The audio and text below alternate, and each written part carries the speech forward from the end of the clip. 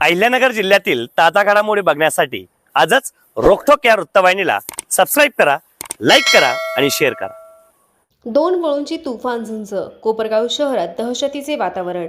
कोपरगाव शहरातील खडकी भागात सोमवारी संध्याकाळी दोन वळूंमध्ये अचानक तुफान झुंज झाली. भर रस्त्यात सुरू झालेल्या झुंजीमुळे परिसरात काही काळ प्रचंड घबराट आणि दहशतीचे वातावरण निर्माण झाले होते.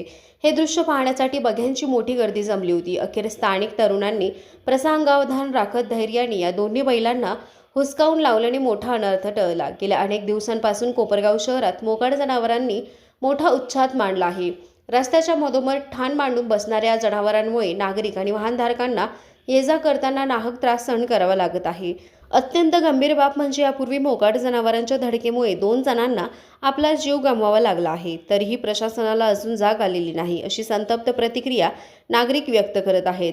शहरातील मुख्य रस्ते, चौक आणि गल्लीबोळ्यांमध्ये मोकाट जनावरांचा वावर वाढल्याने महिला, ज्येष्ठ नागरिक आणि लहान मुलांमध्ये भीतीचे सावट पसरले आहे. रस्त्यावरून चालताना कधी कोणतं जनावर अंगावर येतील याचा नेम उरलेला नाही. 2 निष्पाप नागरिकांचा नाहक बळी जाऊनही नगर परिषद प्रशासन याकडे दुर्लक्ष का करत आहे, असा सवाल आता उपस्थित केला जात आहे.